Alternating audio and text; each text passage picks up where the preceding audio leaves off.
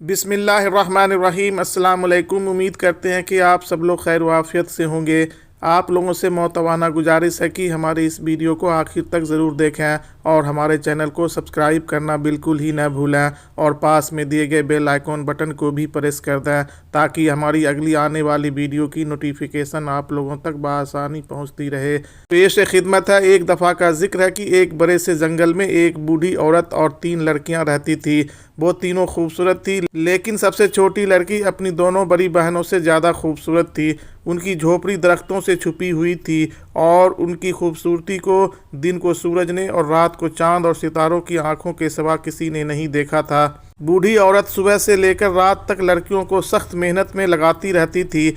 सोने के सुन को सूत में घुमाती थी और जब एक सोने के धागे का गोला तैयार हो जाता था तो दूसरा गोला तैयार करने के लिए उन्हें दे दिया जाता था। इसलिए उन्हें आराम का वक्त मुयस्सर नहीं होता था। धागा ठीक और बराबर होना ज़रूरी था और जब धागा तैयार हो जाता तो उसे बूढ़ी औरत एक खुफिया कोठरी में रख देती थी। बूढ़ी औरत हर मौसम गर्मा में 2 और 3 बार सफ़र पर जाती थी। जाने से पहले वह उन्हें बहुत सारा काम दे कर जाती थी और हमेशा रात को वापस आती थी ताकि लड़कियों को पता न चले कि वह अपने साथ क्या लेकर आई है। जब बूढ़ी औरत के इन सफ़रों में से किसी एक सफ़र पर निकलने का वक्त आया तो उसने हस्ब मामूल तभी के साथ हर एक लड़की को 6 दिन का काम दिया। बूढ़ी औरत ने कहा, सुनो लड़कियों, अपनी आँखों को भटकने न देना और किसी भी वजह से किसी आदमी से बात न करना, क्योंकि अगर तुम में से किसी ने भी ऐसा किया तो उनके धागे की चमक ख़त्म हो जाएगी और उस सब से मुझे मालूम हो जाएगा कि तुमने मेरी बात नहीं मानी और फिर तुम्हें सख्त सज़ा मिलेगी। यह कैसे हो सकता है कि हमारा सोने का धागा अपनी चमक खो दे और क्या हमें किसी भी आदमी से बात करने का कोई मौका नहीं मिलेगा। बूढ़ी औरत के जाने के तीसरे दिन एक नौजवान शहजादा जंगल में शिकार करता हुआ अपने साथियों से अलग हो गया और बिल्कुल गुम ही हो गया। अपना रास्ता ढूंढते ढूंढते वह बहुत थक गया। उसने सोचा कि कुछ देर दरख्त के नीचे आराम कर ले। वह सो गया। जब वह बेदार हुआ तो सूरज गुरूब हो चुका था और एक बार फिर जंगल से बाहर निकलने की कोशिश करने लगा।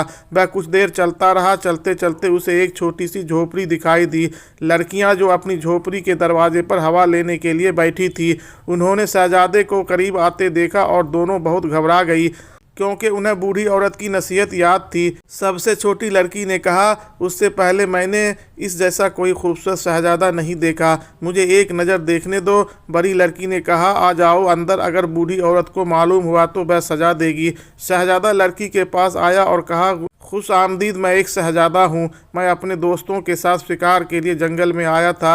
मैं जंगल में खो गया हूँ, मेरी मदद करो, मुझे भूख लगी है और मैं बहुत थक गया हूँ। आप अंदर आ जाएं। लड़की ने शहजादे को खाना पेश किया। वह शहजादे से बेहद मुतासिर हुई कि वह बूढ़ी औरत के नसीहत को भूल गई और वह घंटों बातें करते रहे। इतने में शहजादे के साथियों ने उसे दूर दूर तक ढूंढा लेकिन कोई फ़ायदा न हुआ। चुनांचे उन्होंने 2 कासिद को बादशाह के पास भेज दिया। जब बादशाह को यह खबर सुनाई गई तो बादशाह ने फौरन घुड़सवारों की एक फ़ौज की सूरत में भेजा। 3 दिन की तलाश के बाद उन्हें झोपड़ी मिल गई। शहजादा अभी तक दरवाजे के पास ही बैठा था। जाने से पहले शहजादे ने कहा, मैं तुमसे वादा करता हूँ कि मैं वापस आऊँगा, तुम्हें अपने साथ ले जाऊँगा और तुमसे शादी करूँगा। जब वह चला गया तो वह खोए हुए वक्त को पूरा करने के लिए धागा बनाने के लिए बैठ गई, लेकिन यह देखकर परेशान हो गई कि उसके धागे की तमाम चमक ख़त्म हो गई। इसका दिल तेज़ी से धड़कने लगा और वो फूट फूट कर रो पड़ी क्योंकि उसे बूढ़ी औरत की नसीहत याद थी और वह नहीं जानती थी कि अब इस पर क्या मुसीबत आ सकती है। बूढ़ी औरत रात को वापस आई और दागदार धागे से जान गई कि उसकी गैर मौजूदगी में क्या हुआ था। वह सख्त गुस्से में भी थी। बूढ़ी औरत ने कहा, ए लड़की, जब मैंने तुम्हें किसी से बात करने से मना किया था, तुमने क्यों बात की? तुमने यह सब करके अपने आप को और इस शहजादे को मुसीबत में डाल लिया है। मैं तुम्हें नहीं छोड़ूंगी। यह सोच सोचकर लड़की आराम न कर सकी। आखिरकार वह मजीद बर्दाश्त न कर सकी और शहजादे से मदद लेने का अज़्म किया। बचपन में उसने परिंदों की बोलचाल को समझना सीख लिया था और अब यह इसके लिए बहुत मुफीद था क्योंकि एक कौवे को दीवार की टहनी पर बैठा देखकर उसने आहिस्ता से पुकारा, प्यारे परिंदों, क्या तुम मेरी मदद करोगे? मैं आपकी कैसे मदद कर सकता हूँ? जाओ जहाँ एक बादशाह का महल है, बादशाह के बेटे को तलाश करो और उसे बताओ कि मैं मुश्किल में हूँ। शहजादे को बताना कि उसका धागा अपनी चमक खो बैठा है। बूढ़ी औरत कितनी गुस्से में है और मुझे किसी बड़ी आफत का अंदेशा है। मैं वादा करता हूँ मैं तुम्हारा पैगाम पूरी वफादारी से शहजादे तक पहुँचाऊँगा। कौवा अपने पर फैलाकर उड़ गया। बूढ़ी औरत ने लड़की को घर के काम में लगा दिया। वह सारा दिन मेहनत करती क्योंकि बूढ़ी औरत उसे मजीद काटने नहीं देती थी। शाम के वक्त उसने देवदार के दरख्त से कौवे की कौं कौं की आवाज़ सुनी और जवाब सुनने के लिए बेताबी से वहां पहुंच गई। बड़ी खुशकिस्मती से कौवे को महल के बाग में जादूगर का बेटा मिला था जो परिंदों की बात समझता था और उसने पैगाम उसके सुपुर्द कर दिया था। शहजादा यह सुनकर बहुत गमगीन हुआ और अपने दोस्तों से मशवरा किया कि लड़की को कैसे आज़ाद किया जाए। फिर उसने जादूगर के बेटे से कहा, कौवे से इल्तजा करो कि जल्दी से लड़की के पास जाए और इसे कहे कि वह नबी रात को तैयार हो जाए, तब मैं उसे आकर ले जाऊंगा। जादूगर के बेटे ने यह कहा और कौवा इतनी तेजी से उड़ा के इसी शाम झोपड़ी तक पहुंच गया। लड़की ने परिंदे का तहे दिल से शुक्रिया अदा किया और घर चली गई। जो कुछ उसने सुना था किसी को न बताया। ज्यों ही नबी रात करीब आई वह बहुत नाखुश हो गई क्योंकि उसे डर था कि कहीं कोई खौफनाक फितना बर्पा होकर सब कुछ बर्बाद न कर दे। इस रात वो खामोशी से घर से बाहर निकली और झोपड़ी से कुछ फासले पर कांपती हुई इंतजार करती रही। इस वक्त उसने घोड़े की आवाज़ सुनी और जल्द ही मुसल्लह दस्ता नमूदार हुआ। उसकी क़यादत शहजादा कर रहा था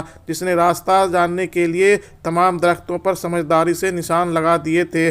जब उसने लड़की को देखा तो वह अपने घोड़े से उतरा, उसे घोड़े पर बैठाकर महल की तरफ चल दिया। चांद की रोशनी में उन्हें निशान ज़दा दरख्तों को देखने में कोई दिक्कत नहीं हुई। वह जंगल से बाहर आए तो सूरज निकल गया था। अगली सुबह जब उससे छोटी लड़की अपने काम पर न आई तो बूढ़ी औरत ने पूछा कि वह कहाँ है। बहनों ने कहा कि उन्हें नहीं मालूम। बूढ़ी औरत ने कहा जाओ और उसे तलाश करो। बूढ़ी औरत एक जादूगरनी थी। वह मुख्तलिफ किस्मों के जादू से वाकिफ थी। वह अपने जादू से सब कुछ मालूम कर लिया कि लड़की कहाँ है। बूढ़ी औरत ने जादू किया और एक जादुई गेंद तैयार की। ऊंची आवाज़ में बोली, जाओ जाओ और उस लड़की को उसके किए की सजा दो। उस लड़की ने अच्छा नहीं किया। ए जादुई गेंद, जाओ और उसे बहती हुई नदी में दफन कर दो। दोपहर के वक्त शहजादा और उसके आदमी एक गहरे दरिया पर आए जिस पर इतना तनपल था कि एक वक्त में सिर्फ एक सवारी ही पार कर सकता था।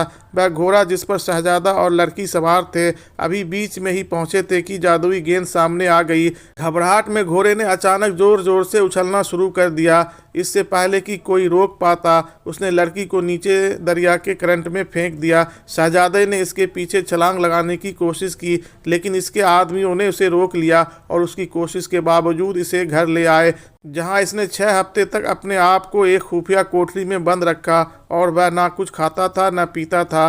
गम में आखिरकार वह इस कदर बीमार हो गया। बादशाह ने बड़े घबराहट से अपने मुल्क के तमाम जादूगरों को बुलवाया लेकिन कोई भी इसका इलाज न कर सका। आखिर महल में जादूगर के बेटे ने बादशाह से कहा, कोहिस्तान का जादूगर ही इसका इलाज कर सकता है। बादशाह ने अपने सिपाहियों को फौरन कोहिस्तान भेज दिया और 1 हफ्ते बाद बूढ़ा जादूगर खुद आया। जादूगर ने कहा, मोहतरम बादशाह, आपके बेटे पर हुआ ने उस बीमारी को उड़ा दिया है और एक जादुई गेंद ने उसके महबूबा को छीन लिया है। यही वह चीज़ है जो उसे मुसलसल गमगीन करती है। आप परेशान न हो, उस पर यह जादुई चादर डाल दें, शहजादा सुबह तक ठीक हो जाएगा। तब बादशाह ने ऐसा ही किया और वह आहिस्ता आहिस्ता सेहतयाब हो गया और अपने बाप को सब कुछ बता दिया। बादशाह ने कहा, लड़की को भूल जाओ और किसी और शहजादी से शादी कर लो। लेकिन शहजादे ने कहा कि वह कभी किसी और से मोहब्बत नहीं कर सकता। 1 साल बाद वह अचानक इस पुल पर आया जहां पर वह लड़की दरिया में गिरी थी। वह उसे याद करके फूट फूट कर रोया। अपने गम के आलम में उसने बहुत ही खूबसूरत आवाज़ सुनी। एक लड़की की आवाज़ थी जो बहुत ही खूबसूरत आवाज़ में गाना गा रही थी। शहजादा ने इधर उधर देखा लेकिन कोई नज़र नहीं आया। कुछ दिन बाद शहजादा फिर दरिया पर आया और उसने फिर से वही आवाज़ सुनी। शहजादे ने कहा, कौन है, यहाँ सामने आओ, तुम्हारी आवाज़ बहुत अच्छी है। वह बहुत हैरान हुआ, अपने घोड़े से उतरा और हर तरफ नज़र दौड़ाई कि कहीं कोई पुल के नीचे तो नहीं छुपा हुआ है, लेकिन वहाँ कोई नहीं था।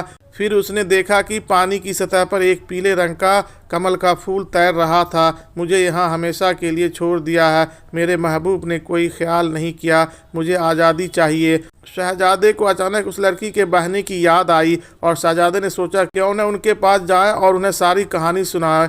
क्या पता वह मेरी मदद कर सके। वह फौरन झोपड़ी के पास गया और चश्मे के पास दोनों लड़कियों को पाया। इसने उन्हें बताया कि 1 साल पहले उनकी बहन पर क्या गुजरी थी और किस तरह इसने 2 बार एक अजीब गाना सुना है। उनका कहना था कि कमल का फूल कोई और नहीं बल्कि उनकी बहन हो सकती है, जो मरी नहीं थी बल्कि जादुई गेंद से फूल में तब्दील हो गई थी। उन्होंने शहजादे को एक दरख्त का पत्ता दिया और कहा कि उसे सोते हुए खा लेना। रात को उसने ख्वाब में देखा कि वह जंगल में रह रहा है और परिंदों की एक दूसरे से कही हुई तमाम बातों को समझ सकता है। अगली सुबह उसने यह बात लड़कियों को बताई और उन्होंने कहा कि इस पत्ते की वजह से यह हुआ है। बड़ी लड़की ने कहा, मेरी बात गौर से सुनो, जंगल में जाओ और परिंदों की बात सुनो और जब हमारी बहन को तलाश कर लो तो हमें भी बूढ़ी औरत की कैद से आज़ाद करवा देना।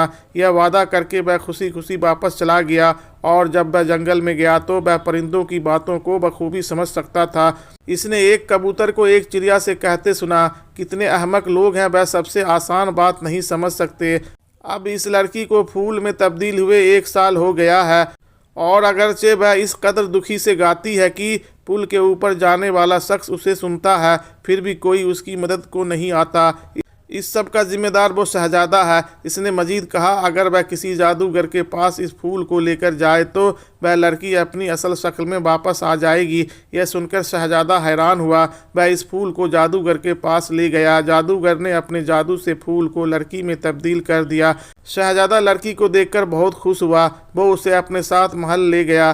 दोनों ने शादी कर ली। थोड़े दिनों बाद वह बाग में बैठे हुए थे कि उकाब उनके पास आया और बोला कि तुम भूल गए हो कि तुमने इन दोनों लड़कियों से वादा किया था कि तुम उन दोनों को बूढ़ी औरत की कैद से आज़ाद कराओगे। जल्दी जाओ और उन्हें आज़ाद करवाओ।